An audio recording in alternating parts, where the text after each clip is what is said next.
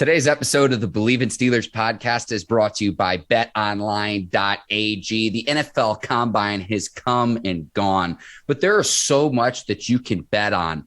NBA, college hoops, hockey. There's a ton. UFC. If you want to place a bet on the action, betonline.ag is the place to do it. Open 24/7, 7 days a week. Make sure y'all go whenever y'all want to bet to betonline.ag. Head over to the website or use your mobile device to sign up today and receive your 50% welcome bonus on your first deposit. Just use our promo code Bleav. That's BLEAV to get started. Bet online where the game starts. All right, cue the music. It's time to start the show.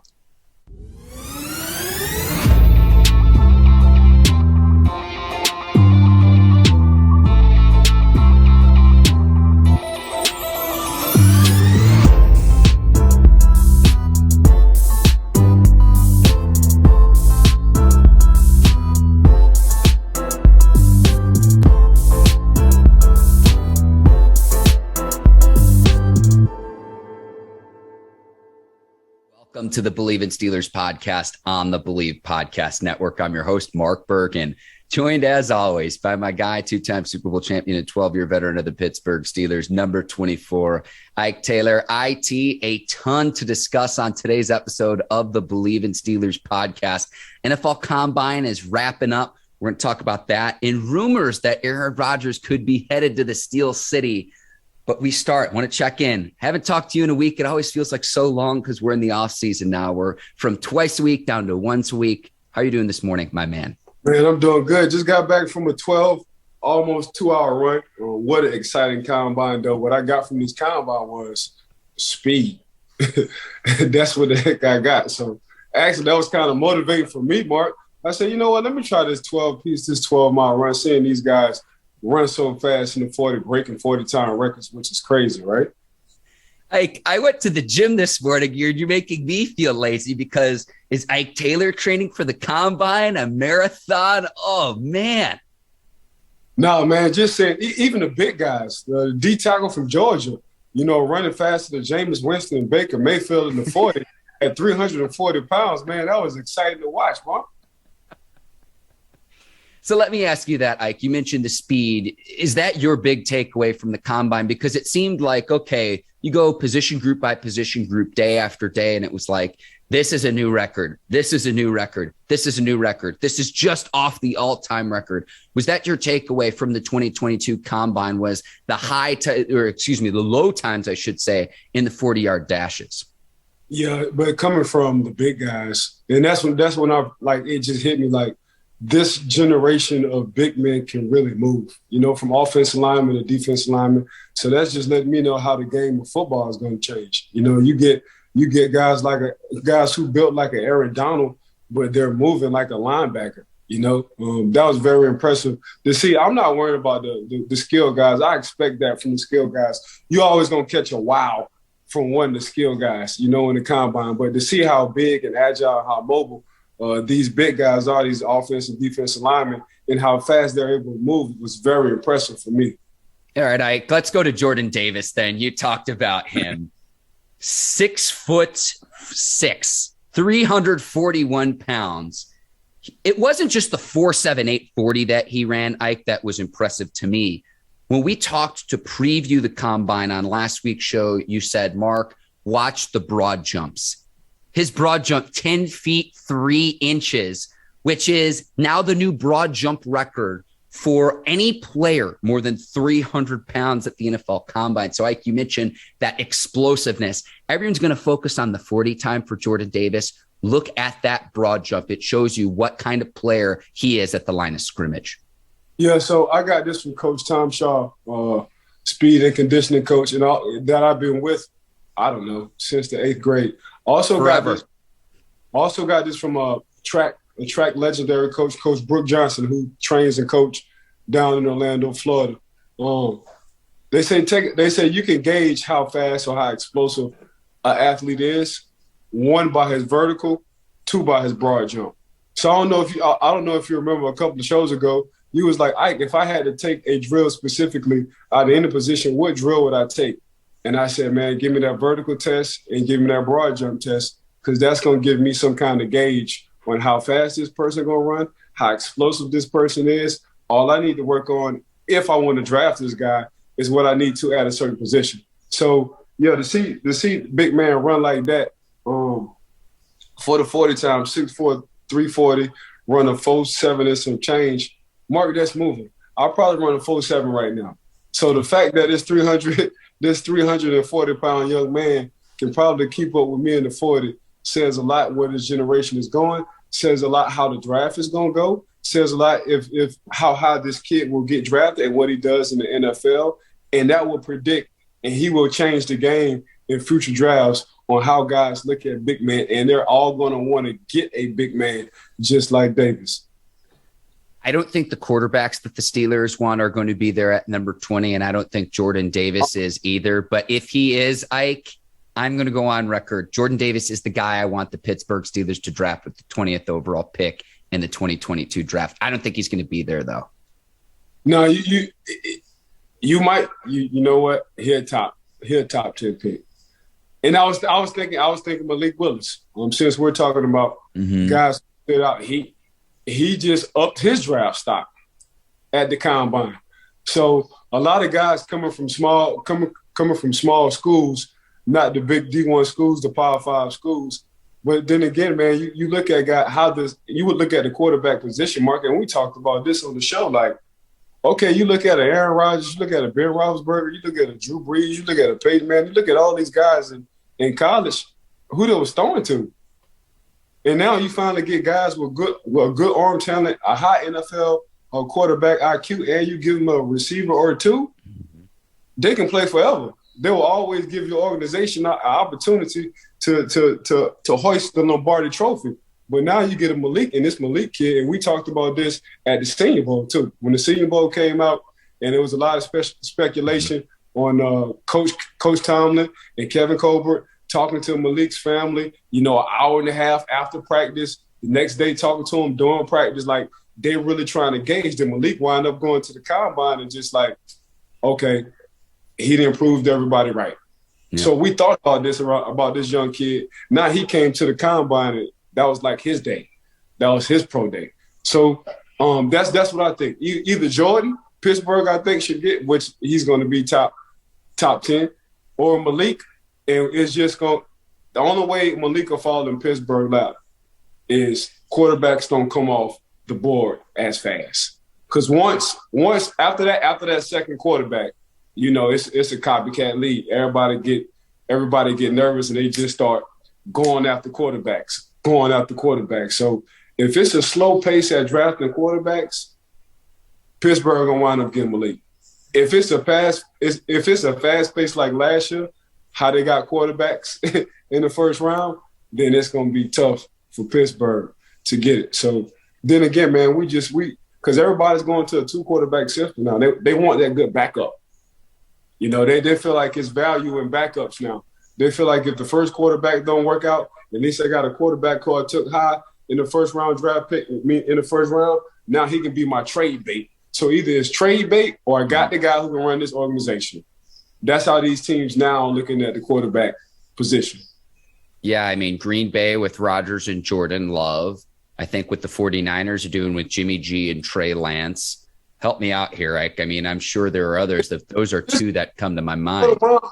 Just go to mom and dad hometown back in Kansas City. Don't forget Alex Smith was there before Patrick Mahomes. Yep. You know what I'm saying? Like, yeah, Alex Smith brought the Kansas City Chiefs to a whole playoff, deep in the playoffs. He was a Pro Bowl quarterback, Ike. Not to say that, he was lighting the world on fire and an elite quarterback, but he was a Pro Bowl quarterback in Kansas City. Brett Favre, Aaron Rodgers, Tommy Maddox, Big Ben. Like the old school. I love it, Ike.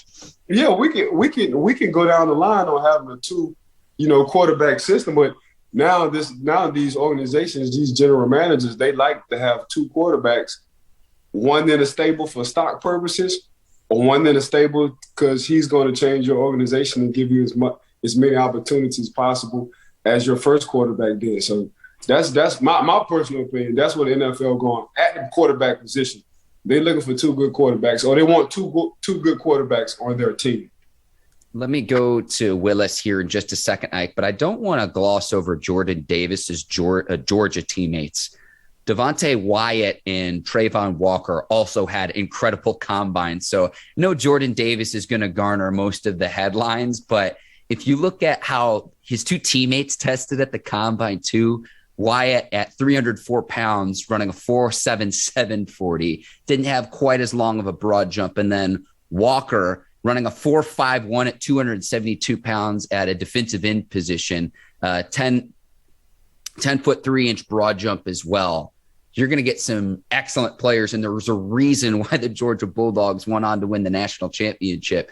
Jordan Davis garners a lot of the headlines, but there were a lot of dogs on that Georgia Bulldogs defense, Ike. I was there in person. I was there live when they played Alabama. It was a great game, but to see that defense in the second half, because Alabama had some action in the first half, but to see that defense come out in the second half and say, enough is enough. And then when you just mention all the stats between the 10-3 broad jumps, between running a 4.5 at 290 and some change, between running a 4.7 at 340 and some change, man, I saw that live in person. You know, that's how them dogs play. Them dogs play like dogs when it came down to that national championship game. So to see what they're doing at the Combine, if you watched any of the series leading up to the national championship game, seeing what Georgia had did throughout the college season, that bond and that brotherhood really took off. And this started with the linebacker crew, and it started with the defensive line. And pretty much everybody else had to fall in line when it came down to, hey, man, we're going to hold each other accountable.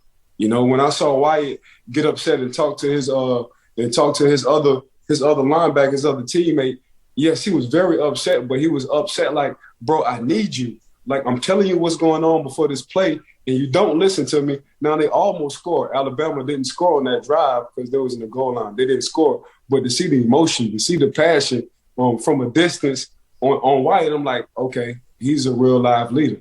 You know what I'm saying? But if you go back and look at during the regular season, who they talk about in the offseason, they talk about Wyatt. So I'm like, okay, all this stuff makes sense. He don't want to be a team captain. He don't want to be a team leader. You know what? But your teammates picked you to be. Because that's how special they feel about you. So just to see that whole Georgia Bulldog, what they're doing right now for the Combine, I kind of expected that because I watched them grow during the season. But I got a clip of them during the offseason on what the Georgia Bulldogs were doing in the offseason, who the guys was, who was the alphas, and why this team will have an opportunity to win the national championship game, which they did. If you watch their defense this year, Ike, it was like heat-seeking missiles to the football. And there's an old slogan where if you get a bunch of dogs together, even the cats start barking. And I think that's what happens when you gather just a bunch of alphas together. They really brought out the best in one another's abilities. And that front seven you mentioned, Ike, was just incredible. I got to borrow that slogan. Say that again? I got to borrow that. When you get a lot of dogs collectively together, even the cats start barking. Cat. Dog. You look like a proud big brother right now, Ike. What? Boy, that's a cold one, boy. I'm sorry, carry on. You're right. I'm sorry, but golly. You're usually the one who nails the analogies. I do want to go to Malik Willis, though, too. Just everything from the interview process, the deep throw that he had where everyone in the building was like, whoa, what just happened? And I know it's on air as well. I know there's no defense, there's no line and everything, too, but he had an incredible deep pass, too. Thought he was very personable. I know there was a clip going around on social media. There were a few of them of him helping out someone who was maybe homeless or not very well off. I think he was giving him some water. But one thing I would point to as well, and I had heard reports that they were doing away with the Wonderlic test, but then there were reports that the Wonderlic test got leaked out. Apparently, Malik Willis scored a 32, which is above that 25 threshold that we talked about on the last show, too. So you talk about someone who has helped his draft stock tenfold, going back to the Senior Bowl, really since the college football season ended. Like I said earlier in the show, I do not expect Malik Willis to be around when the Steelers pick at the number 20th overall pick. So if Pittsburgh did want to get him, I would imagine they would need to trade up to get him, because I think Pickett and Malik Willis will both be gone by the time the Steelers pick at number 20. Yeah. And Pittsburgh might bite on it. If they can't, if they might trade. They might trade up to get him. I think they're looking at Malik more than Pickett. I think they like, Malik more than Pickett. Just my personal opinion. But Pickett would be the second option. And the reason why I say Pickett would be the second option is because, he's right there. He's homegrown. He knows Pittsburgh. He knows how to play in the cold weather. He understands the city. The city of Pittsburgh will embrace Pickett all day. All day. That would be homegrown, hometown hero. So safe for Pittsburgh if they get Pickett. That's what the city would love. The organization would love Willis better. The organization would be like, the city of Pittsburgh, hold up, wait a minute. I understand why y'all could be upset, but I like this guy's ceiling better than Pickett's ceiling. Wait a second, and y'all gonna see in a couple of years why we choose Willis over Pickett. My personal opinion. Just the way the Steelers quarterback room is set up with Mason Rudolph, Dwayne Haskins, I would be okay with either of those quarterbacks starting. Say the Steelers somehow get Willis, right? I would be okay with the Steelers starting the season with either of those other two veteran quarterbacks to start out and then bring Willis along and start him once he's ready. I don't think you would need to start him immediately right away. Make sure he knows the system, make sure he's comfortable, make sure that you can have packages and concepts that allow him to be successful, because I wouldn't want the burden to fall immediately onto a rookie's shoulders when you're just coming into the league and you're just learning, an NFL defense operates a lot differently than anything you see at the college level. No, I don't know, Mark. I might have to disagree with you on this one. Okay. Bring it. Make the case. And here's why. I saw the Cam Newton and mac and cheese situation. And it's pressure in training camp. So you go in training camp, you're getting all these different kind of looks. Coach T is throwing the book at a Malik or at a Pickett if they wind up getting one of those two. They're throwing the book, and you see Mason Rudolph and Haskins, but the third guy, which is the rookie guy, he's climbing up the ladder. Okay, you know what, man? Let me put him with the first team because my rookie has been working with the first team. Let me put him with the first team right quick and see what he does with the first team against the first team defense, and I'm going to put him with the starters on offense. Oh, snap, he's closing the gap. You know what, man? Let me just throw him out there. Let me throw him out there in the preseason game and see what he do. Oh, snap, he's closing the gap. Hey, who's the DC? DC is me. I'm the head coach, by the way, Coach Tomlin. I just don't have the defensive coordinator, title right now. But Coach T, I'm about to throw the playbook at this rookie. And I throw the playbook at this rookie, and this rookie is holding his own. He's going through the read progressions, whether I'm doing it from a 4-3 or a 3-4, and I'm zone blitzing or man blitzing, and he's just picking it up. Hey, Mason and Haskins, y'all got to start looking at yourself over the shoulder because I saw what the Patriots did with mac and cheese. Mm-hmm. So this in this era and in this generation, Mark, they don't have to wait anymore.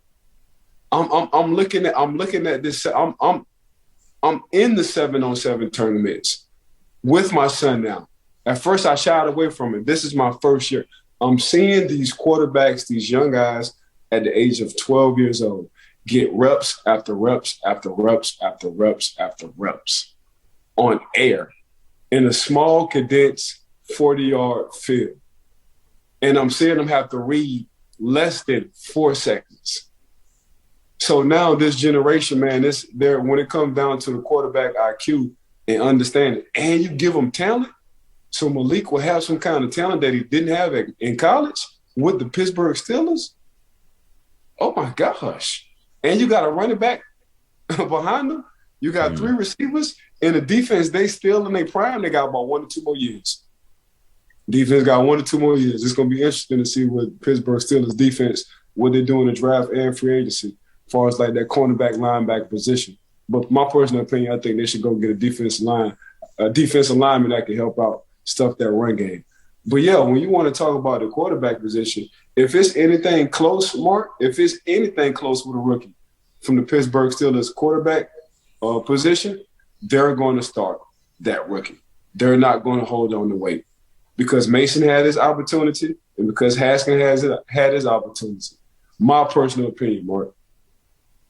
I hate to be glass half full. I hate to be pessimistic, Mark, on a Monday, Ike, but let me counter here. I think it's convenient that you picked the Patriots, and we've talked about the other rookie quarterbacks, and you mentioned coaching, Ike. And so, okay, here's where I'm going with this. Mac and Cheese had Josh McDaniels for his rookie year, who's now the head coach of the Las Vegas Raiders. I don't have that same confidence in Matt Canada as an offensive coordinator in Pittsburgh. Now, you mentioned Mac and Cheese, but what about some of the other rookie quarterbacks from this last year? I'm talking about Trevor Lawrence, Zach Wilson, Justin Fields, Trey Lance, Davis Mills over in Houston. I like your optimism if it works out in the right way, but I want to see more. I don't have that trust with Matt Canada right now from what I've seen. That comes with the caveat is you had Big Ben in year 18, which we don't need to relitigate, but didn't have the mobility that he once had earlier in his career. So that's why it's unfair to Matt Canada, Mark. Like Matt, man, give me something to work with. Here's the reason why I'm critical of Matt Canada, Ike, is if you look at every statistical measure, the Steelers' offense was worse in 2021 than it was in the 2020 season under Randy Fichtner. Randy Fichtner didn't get brought back. You promote internally Matt Canada, who was the team's quarterback coach. The only statistical measure that the Steelers improved upon from 2021 compared to 2020 was their rushing yardage total. That was the only statistical measure. So that's the reason I say that, Ike. Who's the common denominator between the two offensive coordinators? Who is still in that quarterback position? This is why we have a great program here on the Bleav in Steelers podcast, Ike. But you're right. You're right. Okay, so the only thing that really changed was the rushing yards, and that was because Mr. Art, who is the owner of the Pittsburgh Steelers, Mr. Art Rooney, said, we won't finish last again in rushing. That's what we won't do. So as an employee of Mr. Art Rooney, you got to be like, okay, we have to run the ball at least 20 times a game, or my ass is getting fired. Like that's wrong. You're not wrong. Like that's what it is. I like Matt Canada as an OC. I just, out to his defense, what he wants to do, the quarterback that he's had, which is Big Ben, a future Hall of Famer, he couldn't open his playbook, Mark, is what I'm saying. Coach Randy. Yeah. Couldn't open his playbook. Because in this generation, sitting there like a statue if you want to, as a quarterback, your ass ain't going too far. Even Tom Brady had to escape and get out the pocket. Well, Ben had it in his prime too, to where, I mean, you look at all his old highlights where he's just running around, making guys miss. He's getting crackback blocks from his offensive linemen, and he's doing it how you would in the backyard as a kid. If you look at a lot of Big Ben's, highlights through the years, and they showed up on my feed just this past week. Like, he just celebrated his 40th birthday. So, yeah, all I'm saying is give Matt Canada a chance with a quarterback who's more mobile than your last quarterback for the past couple of years. Is what I'm saying, Mark. All right, Ike, we need to continue on. There were 8 wide receivers who posted 40-yard dashes less than 4.4 seconds, led by Tyquan Thornton. And I'll say this, it's unbelievable. A couple things. Number one, if we need Olympic sprinters, I know the 40-yard dash is a different race than the 100-meter dash, but if we need to win an Olympic gold medal, some of the athletes that we've had, 8 different receivers, it tied a record, Ike. But I will say this too, and especially when it comes to the receiver position, running a really fast 40-yard dash does not necessarily equate to having NFL success. I don't want to take away from any of the receivers or really any player that ran impressive 40s this past weekend, Ike, but I just want to point that out to where it's like, just because you run a super flashy 40 How does that translate on tape? How does that translate when you actually have a helmet and pads on as well? So, I would mention a lot of these players' names, and we will, Ike. But at the same time, it's just like Kalen Barnes was another one, the DB that was just short of breaking the all-time NFL combine record in a 40-yard dash. But are these going to be players that we're talking about 5-10 years from now and said, wow, this guy had a great 40-yard dash and he's an elite NFL player? There's not always a correlation there, is my point. Not to take away from any player who ran a sub 4.40 this past weekend, Ike. No, I'm not going to disagree with that. I knew a lot of guys who ran fast 40 times. You put the equipment on them, and you're like, damn, where the speed at? And I knew a lot of guys who didn't run the fast 40. You put the helmet and shoulder pads on, it was like, oh, yeah, this dude just a football player. He be moving. So but what that 40 does do as a cornerback or as a receiver is like, okay, if you're a cornerback, man, I got to hurry up and get open fast because I got a guy like the cheetah, Tyreek Hill, who can move. Now you put the guy from Baylor, the young man from Baylor with Coach Andy Reid, lights out all day. They're going to have 3 1,000-yard receivers, including Travis Kelce. So it just depends on where you go, who the offensive coordinator is, how can they use you. That's what it depends on. You know what I'm saying? So, that 40 does help a guy with speed if he goes to the but a right situation. Yeah, it helps that cornerback because you're able to have some kind of makeup speed.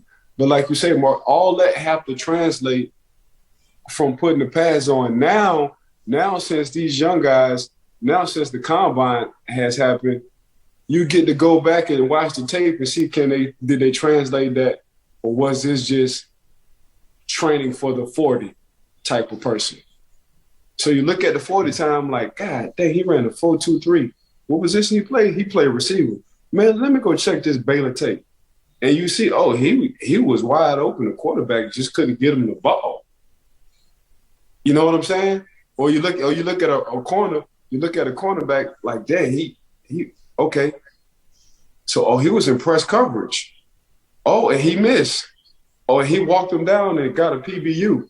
You start watching tape and you start to understand, like, okay, it does make sense. Not, okay, you look at tape, plays receiver, he ain't running past nobody. So he doesn't play fast. He got a fast 40 time, but he don't play fast.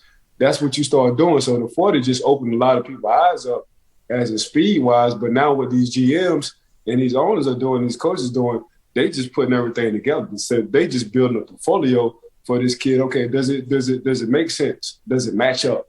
He ran the fast 40. Let me go back and watch at least two years of this guy's tape and see if it's really what it was in this 40 time. So I've been in those meetings. I've seen guys run fast in the 40 time and they actually ran fast on the field. The quarterback just couldn't get in the ball, or vice versa. I've seen guys run a fast 40 and they just don't play fast on the field at all. So, yeah, Ike, I'll say this. I would, if I'm at a Baylor practice, so both Tyquan Thornton and Kalen Barnes, I want like a 20-yard start in any sprinting drill that we're doing because they ran 2 of the fastest 40s at their respective position groups. Yeah, they still might walk you down. Yeah, exactly. I'd expect them to. It's incredible. A 4.23. Well, unofficial was like a 4.1.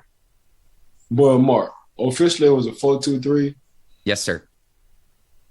Mark, you know how fast you got to be moving, bro? Like, do you understand to get, the splits every 10 yards? You know how fast? Like, I don't think people can understand how that's moving. That's pass moving. They just gave them 2 boys a ticket for running that fast. How, like when you're on a street hike and it'll have the electronic, it'll say what the speed limit is. And then as you drive by, it'll measure your speed to make sure you're not speeding. If it was 25 miles per hour, I'd almost expect them to be breaking the speed limit. That is just, like you said, Ike, it's moving. And I'll say this too, though. The 2 other guys that stuck out to me, and the guy who has probably the best name in the draft, someone we will be talking about when we do top 5 at each position group, Ike, later in April leading up to the draft. Sauce Gardner from Cincinnati, because it is the size and the speed. 4.41, which is not the fastest 40, but when you consider that he is 6'3" and has nearly an 80-inch wingspan, Ike, size and speed's hard to coach. Sauce Gardner, Cincinnati, remember that name. Sauce, you know, I mean that the wingspan, you know, they get your hands on them. We call them go gadgets. I don't know if anybody is too old or too young to remember Inspector Gadget. Oh, yeah. When you got a wingspan that long, we call them go gadget arms. I can reach you from 6 feet away. You know, and it's just some things you can't coach. You can't coach height, size, and speed. Now you give a good coach all of that, man, he's gonna have a Hall of Fame. You know, depending on the player, if he's consistent, he's gonna have a Hall of Fame player. Like just like Jalen Ramsey, you can't coach his height, you can't coach his athletic ability, you can't coach his speed. He just so happened to play, you know, corner. So Jalen down there sitting at 6'3", he's 6'2.5", but you know, the NFL 6'2" is really 6'4". I promise you, man, but they take inches off of you when it comes down to the NFL and their measurements. I promise you they do. But yeah, that's pretty damn tall. So then you said it, man, Sauce. How your name be Sauce? If you have no other choice but to be great when your name is Sauce. So I detect no lies, Ike. I detect no lies. Hey, they knew when they had Sauce and they named him Sauce. They didn't know what he was going to be great at, but he was going to be great at something. So Sauce ain't got no other choice but to be great. He's either going to be a football player or an athlete or like a world-class Michelin's 4-star chef, Ike. One of the three. And then Nick Cross from Maryland, the safety as well. A 4.34 40, first among safeties, a 37-inch vertical, 10-foot, 10-inch broad jump, 6'1", 212. Keep an eye on him. I thought he had an excellent combine, and you can see he's a terrific athlete on the back end of really any defense. Think about what you just said. 6'2", 212, 10-10 broad jump. 6'4", 340, 10-3 broad jump. That's what impressed me in this combine. These goddamn big guys. Oh yeah. 6'4", 340, 10-3 broad jump. And we just talked about a safety who ran a 4.3, which is fast as hell, who just ran a 4.3, 6'2", 212, 10-10 broad jump. Well, listen, you know how deep 10 feet is jumping into a pool? That's deep, bro. That's deep. That's deep. So I'm going to paint that picture. That's how far they jump. No running head start, no nothing. Mm-hmm. This straight off of the 2 feet. That's very impressive. Yeah, I think about it in terms of like how high a basketball hoop is 10 feet. So jumping that, you know, taking how high a basketball hoop is, but if you were to put that out and lay that out across the floor, you're jumping essentially as past what a 10-foot basketball hoop would be. It's very impressive. No, that's impressive. This generation, Mark, athletic ability, these group of guys, man, they just keep impressing me. Like every 3 years, somebody just wowing the hell out of me. Like, wow. Like that's crazy. That is crazy. Like I said, Ike, and maybe this was because I know Byron Jones set like the world record in the broad jump at the NFL Combine years ago. But like, if we need Olympic athletes, like don't look past the NFL Combine. I think we could win many gold medals if we need to. We just need to make sure we can incentivize, because athletically, the Combine each and every year seems to just get better and better. I did want to ask you as well, like, was there anyone else that stood out to you? There were two linebackers I wanted to quickly mention, both SEC players. Damone Clark from LSU, Alabama's Christian Harris as well. I thought were both very, very impressive. And with Clark, 6'2 and a half, 239, a 4.57 40, 36.5-inch vertical, 10'7" broad jump as well. So again, it's that size and speed, which usually like back in the day, it used to be like you had one or the other, right? And it's like now it's like, oh, you have size, strength, and speed. It's just it's incredible. No, I like when you get into it. You know, I like when you get to talk. We're going to talk about our top 5 positions in April.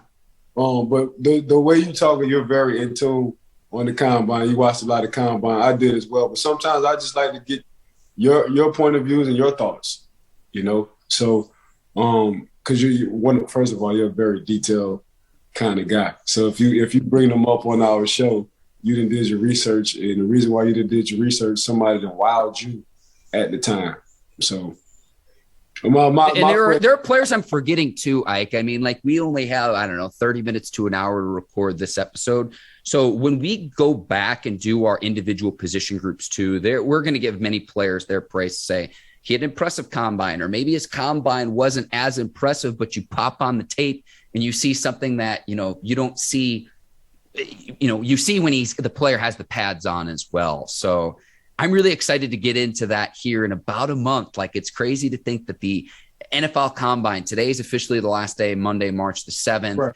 We're going to get into the start of free agency here, Ike. I Bleav it's next week. We're into the month of March now. And then the draft, obviously, in April. So I know it's the offseason, but, like, I'll be honest with you, Ike, I feel like we haven't missed a beat because there's still so much going on. And the Combine, I can't Bleav it's already come and gone, today being the last day. It's incredible. Yeah, I mean, speaking of free agency, let's talk about a little bit of Aaron Rodgers. Okay, hang on. Before we do, Ike, we do need to take a quick break. Tell our listeners and viewers about BetterHelp. And so if there's something that is preventing you from achieving your goals, or something that interferes with your happiness, I want to encourage our listeners and viewers to check out BetterHelp.com/Steelers. Yeah, regardless on what's on your mind, you always need somebody to listen. And they have nothing but help at BetterHelp.com. Regardless on what your goals is, regardless on whether you just want to get something off of your mind, regardless if you need some kind of counseling, everybody needs somebody to talk to. So don't feel afraid. Don't feel bothered. Don't feel like it's not cool to talk to somebody. Anytime you want to talk and relate, you don't have to say your name. You don't have to be – it can be on Zoom. They don't have to see your face. But, man, everybody needs somebody to talk to. Make sure you go to BetterHelp.com. And you can see that link on your screen right now. Start living a happier life today. And as a listener, you'll get 10% off your first month by visiting our sponsor at BetterHelp.com/Steelers. Join more than 1 million people who have taken charge of their mental health. Again, that's BetterHelp.com/Steelers.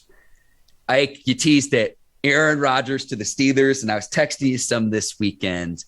The rumors are out there, and I thought that it might actually happen. I was trying to manifest it. But, oh, man, like, if this actually does happen, you best Bleav I'm going back to the timestamp, July 2021, when I first mentioned this to you. And I'm just going to play that clip on loop and say, hey, check this timestamp. Your boy was maybe not the first person to call it, but one of the first person to say, this is a very real possibility that Aaron Rodgers is no longer a Green Bay Packer.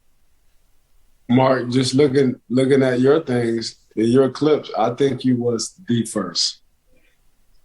I think you was the in the media world, I think you was the first one to throw it out there in the universe.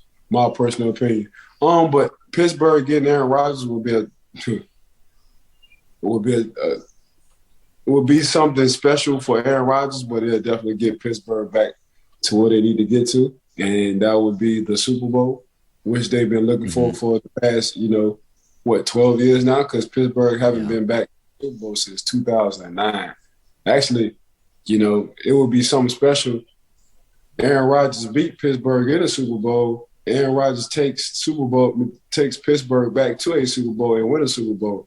Man, that would be a hell of a story, So They say they're very serious, and they say Pittsburgh has a few picks they don't mind giving up for Aaron Rodgers. And Pittsburgh, they're in the win right now mode. They're not looking to rebuild at all. And that quarterback position, don't nobody want to rebuild.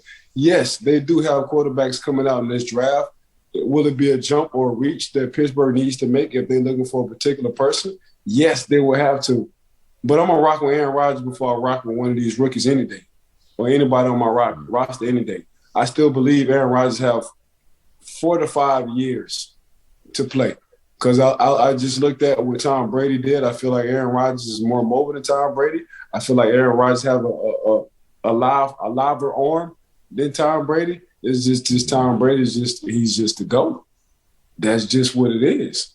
Like, you take the athletic ability from Tom Brady. Oh, wait, my bad. Tom really never had the athletic ability. He always was Mr. 2 minutes, fourth quarter, last drive guy. That's what Tom Brady always was. So, yeah, the reason why Tom Brady is just Tom Brady, because Tom Brady is just Tom Brady. But if you drop Aaron Rodgers in the city of Pittsburgh with them weapons going on with the running back, which he has a running back in Green Bay, matter of fact, 2 good running backs. But you drop him with a fair amount, a tight end who potentially has the opportunity to be a stud. You give him Chase, see what Juju gonna do. God, dog, who's our other wide receiver? Deontay Johnson. You give him Deontay Johnson, so now, man, we just – and Aaron Rodgers? Cooking with gas, Ike. In the defense? So now you go from Aaron Rodgers is going to have to be – it's going to be Aaron Rodgers, Joe Burrow. If Aaron Rodgers does go to the Pittsburgh Steelers, I'm saying that's going to be the 2 good games. And we ain't even talking about Lamar coming back. I feel like that's so overlooked. Like, everyone just assumes that, it's Joe Burrow and the Bengals in the division. And to me, it wasn't even that Jackson got hurt. I looked to all of the other injuries that the Ravens had. It wasn't just Lamar, which is why they fell off on the back half of the season. No one was healthy. They had 7 starters. They had 7 starters. 7 starters get hurt. Missed the whole season. Man, hey, man, you saying this today is, what's today's date? March 7th, Monday, March 7th. Monday, March 7th. The Baltimore Ravens will win that division next year. AFC North. Yeah, my personal. Go to betonline.ag, Ike. Boom. Let me ask you this. Well, hang on. We'll go here. I heard the reports this weekend that if Rodgers does leave the Packers, it's the Steelers, the Broncos, and the Titans. And at first I thought, well, why not the Buccaneers? I go to overthecap.com and it shows that the Buccaneers have like $2, maybe $3 million in salary cap space. Now, I know a lot of Steelers fans might point to, well, the Steelers have 28, maybe roughly $30 million in salary cap space. They can restructure players' deals to free up more salary cap space to create enough if you do, in fact, trade for Rodgers. It would be more difficult for the Buccaneers to do that, given all the players that they had to pay coming off winning a Super Bowl in their backyard at Raymond James Stadium. And so that's kind of the reason why I'm like, well, why couldn't Rodgers just go to the Bucs and take over for Tom Brady? That's kind of the reason why. Now, CBS Sports is reporting this, Ike, that if the Steelers were to trade for Rodgers, they would need to give up their 2022 draft pick, so the number 20th overall pick, the first-round draft pick in 2023, a third-round pick, and then a conditional 2024 pick. I think that's a little bit high considering Rodgers is 38 years old, but I kind of look to what happened a year ago when the Lions and the Rams made the deal for Matthew Stafford. The Lions got back Jared Goff, 2 first-round picks and a third-round pick. So I would say 3 first-round picks for Rodgers is a little bit steep. If we could say 2 first-round picks and then maybe figure out everything else in terms of other draft picks and maybe player that could help sweeten the deal, I think they would be close. But to say 3 first-round draft picks for Rodgers, just given that he's 38 years old right now. I know he's back-to-back NFL MVP, but that is a high asking price in my opinion. What say you?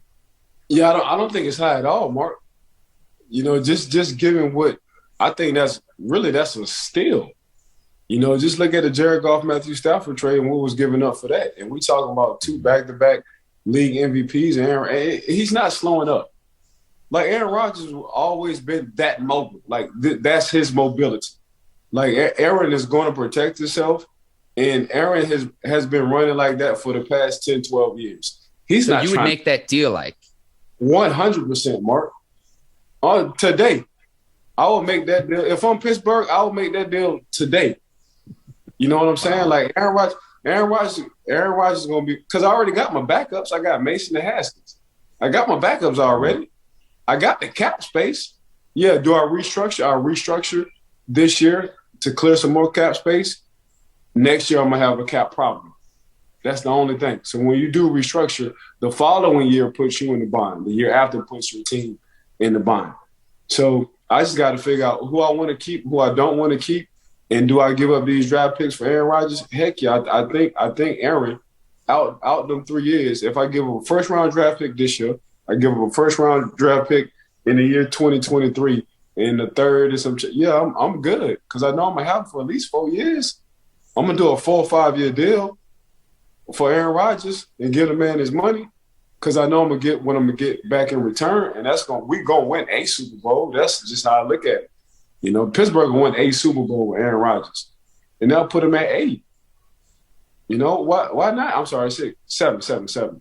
They'll put him at 7. So I think this is still for a guy like Aaron Rodgers, his caliber, going to the Pittsburgh Steelers team, Mark. I think that's a steal. My personal opinion. Wow. Okay. I would try to be a little bit more shrewd in the negotiations. Is all I'm trying to say, Ike. And if you can, I would just like to keep one of those first round picks, but that might be the asking price. And if that's the asking price, and the Packers just say no, we can continue to keep Aaron Rodgers and we can go win the NFC North again. Correct. So correct. Now, if I'm Aaron, I wouldn't want to go nowhere. Like, Aaron, but that's a whole different story. We'll talk about that. But if I'm Aaron Rodgers, I wouldn't want to move out of Green Bay. I honestly feel like there's no good way to pivot here too. I saw, so this weekend it was the Aaron Rodgers hot stove was heating up, but then the other player who I saw was Mitch Trubisky. His mobility was there. The thing that doesn't make any sense for Mitch Trubisky to me is this. You look at what his salary was as a backup with the Buffalo Bills, and they act like he got some graduate level degree under Josh Allen backing him up, and then Brian Daboll, who was the offensive coordinator there, now the head coach of the New York Giants.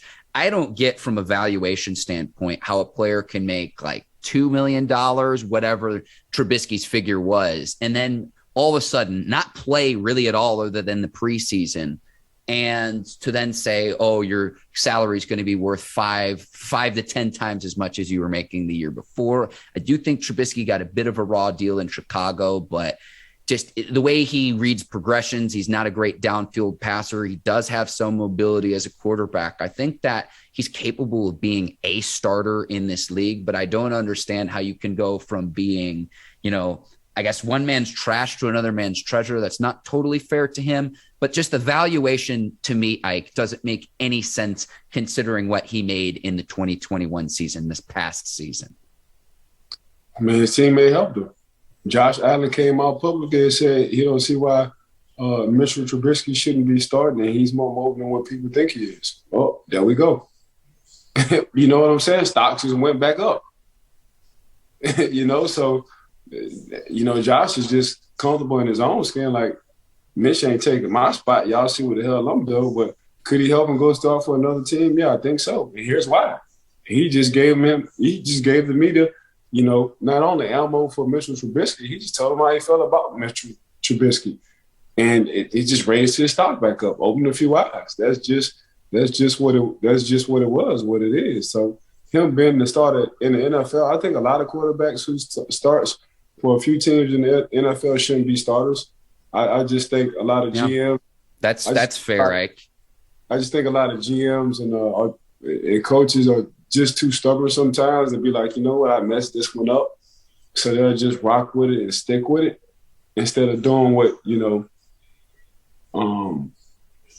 what Arizona with the Cardinals did. The Cardinals, they missed on their first Drew Rosen.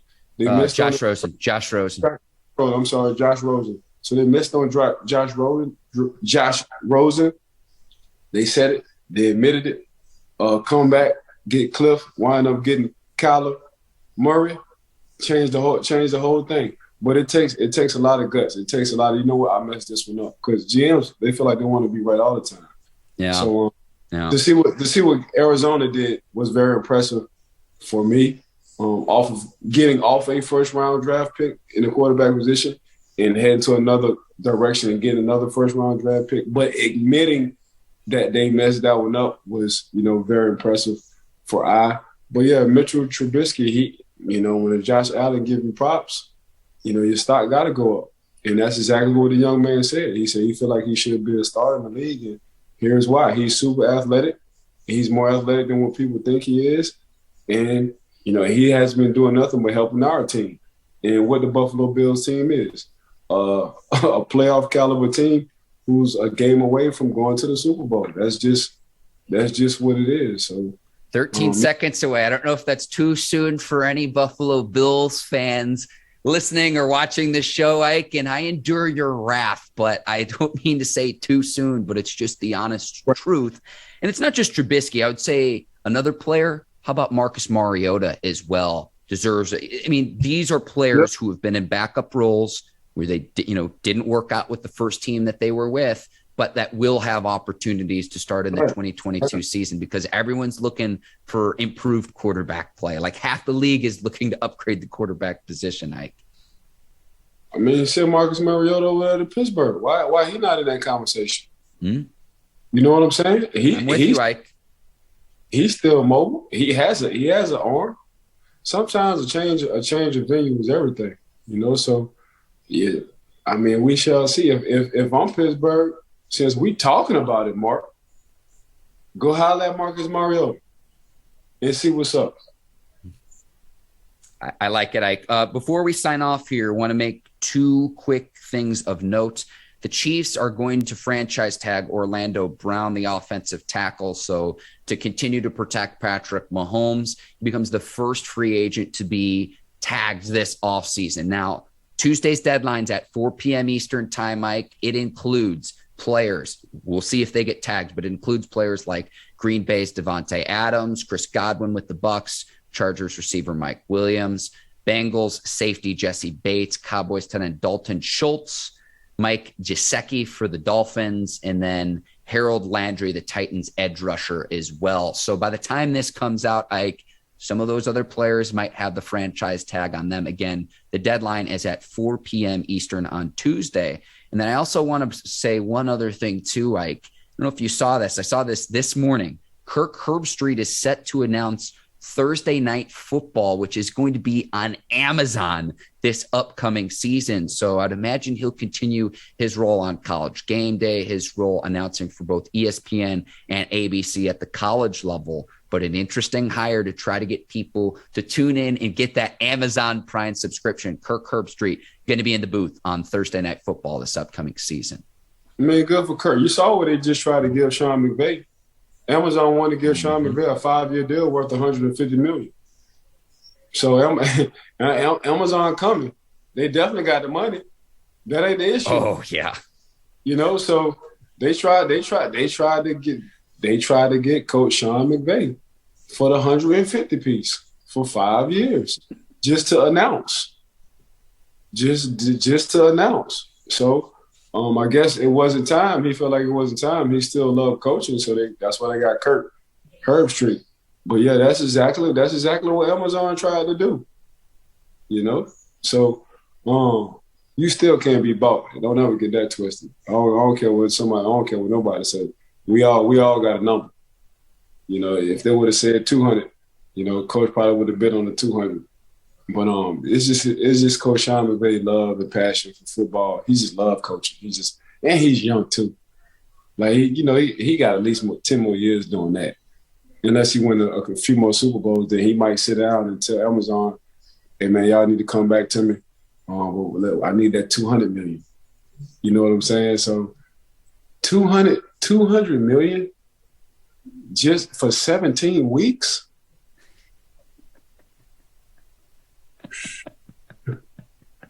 All right, man, let's wrap this show up, bro. Ike, you're the absolute best. I want to thank the Bleav Podcast Network, our producers over at Brinks TV, led by John Brinkus, Courtney Vargas, Herbert Diaz, Lucy Oden, and the crew over there. Also want to thank today's sponsors of the Bleav in Steelers podcast, BetOnline and BetterHelp. And thank you to the listeners and the viewers of the Bleav in Steelers podcast. Thank you for tuning in and making us a part of your day. What did he say? For Ike Taylor, I am Mark Bergin. Thank you for listening and watching the Bleav in Steelers podcast. We will be back next week. Until then, take care and so long, everybody. Peace.